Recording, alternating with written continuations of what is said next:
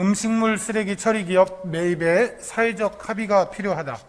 안녕하십니까. 내장 상동이 지역구인 이도형 의원입니다. 정읍시 음식물류 폐기물 처리 비용은 2015년 5억 4,500만 원 적자, 2016년 6억 6,600만 원 적자, 2017년 6억 9,900만 원 적자, 2018년 7억 7,700만 원 적자, 2019년에는 15억 5,100만 원 적자로 지난 5년간 누계 적자 금액은 42억 7,800만 원으로 파악됐습니다.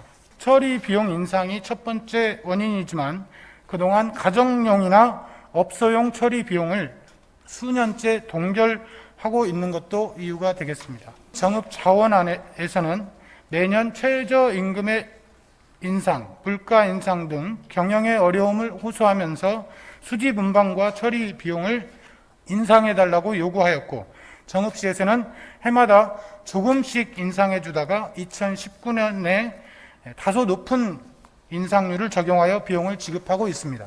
그러던 중 지금과 같은 처리 방식으로는 음식물 폐기물 처리를 태만히 파업을 하는 등의 사태가 생기면 음식물 폐기물 대란이 생기거나 한 회사가 독점하기 때문에 폐기물 처리비 인상에 대처하기 어려울 수 있다는 문제가 제기되었습니다.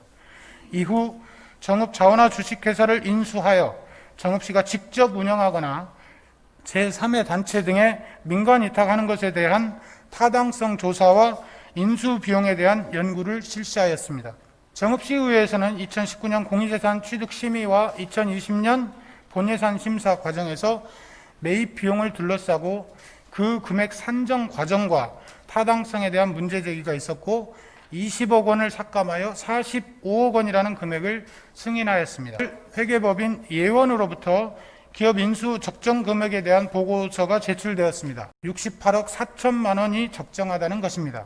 회계법인의 보고서 등의 검토를 통해 본 의원은 다음과 같은 점을 확인하였습니다. 정읍자원화 주식회사는 그동안 한 번도 적자인 적이 없었다. 앞에 사실을 확인하듯 정읍자원화 대표는 최근 3년간 본인의 임금을 매년 인상해왔다. 직원들의 급여나 복리후생 관련 비용도 매년 상승하였다. 이 세 가지는 연간 처리량의 45%에 달하는 외지 음식물 처리 수입이 있었기에 가능하였다. 앞으로도 지속적으로 흑자가 예상된다.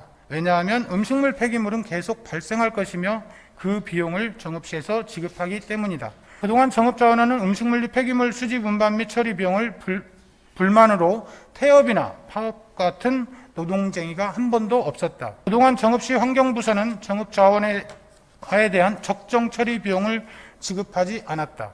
환경시설이 밀집된 지역 주민들의 악취 등으로 인한 고통이 크다. 의원의 요구로 정읍자원화를 인수한 후 운영 방식에 따른 예상 비용을 산출한 결과는 다음과 같습니다. 연간 9,786톤의 음식물을 처리하는데 먼저 정읍시가 직영으로 운영할 경우 3명의 청원경찰을 추가 채용해야 하며 총 원가는 14억 4천여만 원이며 제3자에게 민간 위탁을 할 경우 청원경찰 추가 고용은 없으며 원가는 13억 2천여만 원, 현재 방식을 유지한다면 총 원가는 9억 9천여만 원으로 계산되었습니다.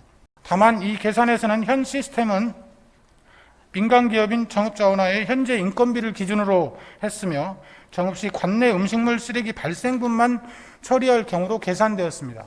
따라서 기업만 손해보게 한다는 점에서 잘못된 자료이며 현실분을 메꾸기 위해 정읍지역 외의 음식물 쓰레기를 반입할 수밖에 없다는 문제가 있습니다. 정읍자원화 주식회사를 정읍시가 매입하여 직영하거나 민간 위탁을 할 경우 외부로부터 들어오는 연간 8천여 톤의 음식물 쓰레기량을 줄여 처리하게 되면 주변 마을 주민들이 취로부터 겪는 고통을 줄일 수 있습니다. 이상의 자료를 근거로 해서 진지한 토론과 사회적 합의가 필요합니다. 먼저 그동안 자원화에 주던 처리 비용이 지나치게 낮게 책정되어서 일어난 일이라는 점을 인정해야 합니다. 이로 인해 정읍자원화는 외부 음식물 쓰레기를 반입할 수밖에 없었던 구조였고 이 점 또한 인정해야 합니다. 따라서 만약 정읍시에서 정읍자원화에게 정부 기준 단가 수준의 적정 처리 비용을 지급하고 외부 음식물 쓰레기 반입을 줄이는 방법에 대해서 협의해야 합니다. 만약 이에 합의한다면 정읍시는 68억 4천여만 원이라는 매입 비용을 아껴서 정말 필요한 곳에 쓸 수 있습니다. 두 번째는 인수 후 직영한다면 공무원 수를 늘려야만 하는데 가능하고 바람직한가? 시설물의 교체 및 유지 비용 문제와 비효율의 문제를 생각해야 합니다. 셋째로 민간 위탁을 할 경우 시 재산인 시설물의 교체 및 유지 보수 문제와 민간 기업보다 효율성이 떨어진다는 문제, 수탁자에 대한 특혜 시비 등이 우려됩니다. 넷째로 시민이 납부하는 음식물 쓰레기 처리 비용에 대해서도 진지하게 고민해야 합니다. 시민들께서 눈덩이처럼 늘어나는 음식물 쓰레기 처리 재정 적자를 외면하시지만은 않으실 것입니다.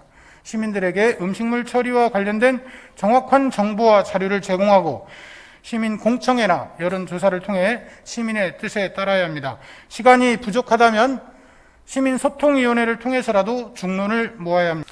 100만 원짜리 핸드폰이나 노트북 하나를 사더라도 비용과 효과를 생각하며 이모저모 따지는데 물경 68억 4천만 원이 들어가고 해마다 운영비가 지금보다 더 많이 들어가는 상황인데 시민들에게 제대로 된 정보를 제공하고 묻는 것이 도리라고 생각됩니다.